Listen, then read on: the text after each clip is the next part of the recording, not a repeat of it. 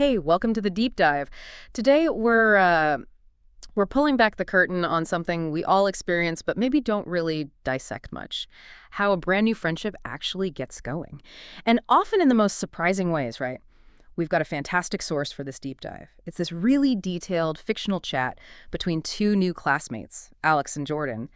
And our mission, basically, is to figure out those key moments, those subtle cues that take you from that awkward first hello to, well, something real, something genuine, and maybe even hilariously unconventional. We're going to look at how tiny interactions can, snowball into really profound connections, and how revealing unexpected things about yourself can actually build trust, strangely enough. Yeah, and it's great because, I mean, even though it is fictional, the way they connect, it feels incredibly real, super relatable dynamic. It gives us some really valuable insights into how we form bonds. And it raises that big question, doesn't it? What actually makes a friendship stick? What's the secret sauce beyond just meeting someone? Exactly. So let's dive right in at the very beginning. Picture this. New classroom, Alex is clearly the nervous one, kind of hesitant, Right. and asks that classic question, oh, is this seat taken? Mm-hmm. And Jordan, who's already there, just gives this really casual, welcoming, nope, go for it. But then Jordan immediately clocks Alex's where am I face, that total new kid vibe. Even though, funnily enough, Jordan also just transferred mid-semester, so there's this instant flicker of recognition, Yeah. shared feeling of being a bit lost. Right. And what's really striking is how fast things can shift. That initial icebreaker. It's not some big dramatic thing. It's Jordan just admitting kind of sheepishly, hey, I have no idea where the cafeteria is, been living off vending machines. Yeah. Yeah. And that little moment, that small, relatable vulnerability, admitting a simple struggle like that, it just cuts through the awkwardness. It creates immediate common ground. It sort of signals, hey, I'm just a normal person figuring things out too. Lowers the stakes for interaction. Totally. You can practically feel Alex just relax. That immediate laughter, that sense of relief. Okay, the ice is definitely broken now. So it makes you think, how crucial are those first few minutes, really? Is that initial ease, essential? Well, I think it's often incredibly important. It really sets the tone, doesn't it? Those first moments are about establishing a bit of psychological safety. If you can quickly find something small you share or have a quick laugh, you already created this little bubble where it feels okay to talk. It's not about deep connection yet, obviously, but it's about showing you're approachable, finding that shared wavelength. Right, okay. Makes sense. So the ice is broken, and it doesn't take long before they start, poking around a bit more, trying to figure each other out. Alex playfully asks Jordan, so what's your deal? Sports, band, secret chess champion, the usual suspects. Yeah, try and put them in a box. Exactly. And Jordan plays along, gets kind of playfully defensive, admits to being more of a write terrible poetry in the back of my notebook kind of person. Which is just brilliant. And it leads right into the next step, Yeah. this amazing trade. Jordan says, okay, I'll read you one terrible poem if you tell me one embarrassing childhood story. Such a clever way to move past the surface stuff, isn't it? Invites real sharing, but keeps it light. No pressure. Oh, it's perfect. And the trade is just gold. Alex goes first, big sigh, tells this story about trying to potty train their cat. Oh, no. Yep. Which predictably ended with a very confused cat and a very, very flooded bathroom. We've all had those moments, right? The brilliant idea that goes sideways. Metaphorically flooded bathrooms, absolutely. And then Jordan pays up with the poem. And it is truly something. Roses are red, pencils are gray. Why does homework exist? I'll never know. Alex just bursts out laughing. That's the worst thing I've ever heard. And this is where we see something powerful happening. Embracing the quirks, finding the humor in those little imperfections, sharing something kind of silly or embarrassing. It's not just fun.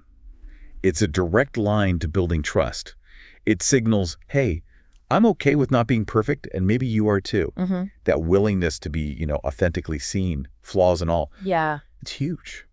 It often makes the other person feel safer to share their own stuff too. So you get this rapid acceleration of comfort, shared laughs over silly things. You definitely feel the vibe shift after that. It gets a little deeper. Alex then asks something more direct. Okay, real talk, why'd you transfer schools? A more personal probe. And Jordan hesitates. Gives a slightly vague answer, family stuff, mom got a new job, so here we are. But Alex picks up on that hesitation immediately. Doesn't push. Instead, says something really empathetic. You don't have to talk about it if you don't want to. And that non-pressuring approach, it's so key. It basically says, this is a safe space, no demands here. Right. It builds trust actively. Exactly. And then Jordan softens a bit more, admits, just weird starting over, Yeah. And Alex gets it instantly. Yeah, I get that. Total validation, followed by that simple but really powerful, for what it's worth, I'm glad you're here. And Jordan's like, me too. Yeah. It's this reciprocal thing. It really highlights how we create that safety. Yeah. How do we make it okay for people to share without feeling pressured? That's the skill. Such a good point. It's like Alex isn't just hearing the words, but seeing the feeling behind them. Okay, so fast forward to the next day. Things get even more interesting. Alex sees Jordan talking to a teacher, looking really upset, visibly distressed. So naturally, Alex goes over later, asks, hey, is everything okay? Checks in. Good friend move. Yeah, but Jordan tries to brush it off. Oh, just school stuff. But it's like a really bad attempt at deflection. And Alex, being blunt and funny again, just calls it, you're a terrible liar. Huh. Love that. Sure. No beating around the bush. Yeah, none at all. And this is the moment Jordan kind of takes a breath, clearly wrestling with it, and then just spills. Says they didn't just leave the last school, they were strongly encouraged to leave. Admits they were not technically expelled. Ooh, the plot thickens. You can just imagine Alex thinking, okay, what is this story? Right. Holding their breath. And then the truth comes out, and it is wild and hilarious. Jordan confesses to running a very successful underground snack business after the school banned junk food. The snack bandit. Exactly. And Alex's reaction, pure gold, just bursts out laughing, calls Jordan a criminal mastermind. Now, this revelation, this is fascinating from a friendship perspective.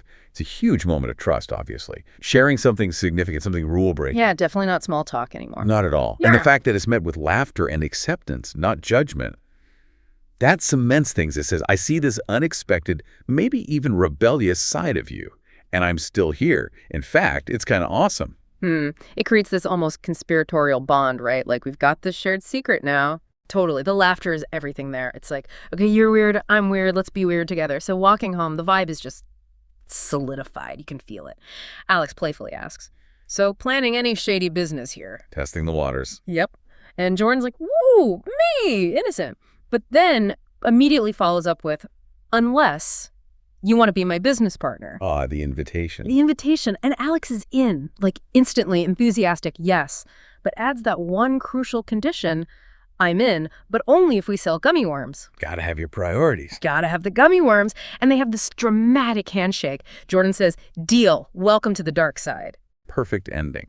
And that final bit, it just perfectly wraps up the journey, doesn't it? From awkward strangers to, well, partners in crime, almost. It shows how that friendship is now built on shared secrets, accepting each other's quirks, even the law-bending ones, and looking at things with humor. And if we zoom out, it really shows that the most authentic bonds, the ones that really last, they often come from embracing the whole person. Not just the polished version, but the unexpected, maybe slightly weird parts too. Finding someone who laughs with you about your snack bandit past, not at you, that's connection. It really is an amazing arc. From that tentative, is this seat taken, to welcome to the dark side, all built on these little moments. We saw how those small vulnerabilities, the shared laughs, the slightly deeper questions, and then that big unexpected reveal, they all weave together. It really shows that the path to real friendship is rarely like straightforward or predictable. Absolutely. And looking at Alex and Jordan's story, it's a great chance for you listening to maybe think about your own friendships. Think about those unexpected twists or maybe a surprising revelation that really shaped a bond for you. Made it stronger, perhaps. It makes you wonder, right, how have you seen just a simple meeting turn into something, well, something pretty epic in your own life? Yeah. What was that turning point? Yeah. And maybe that leaves us with a final thought to chew on. What hidden snack bandit qualities might be lurking just beneath the surface of someone you've only just met? And how might discovering them and accepting them lead to some of the most authentic and maybe even adventurous connections you'll make?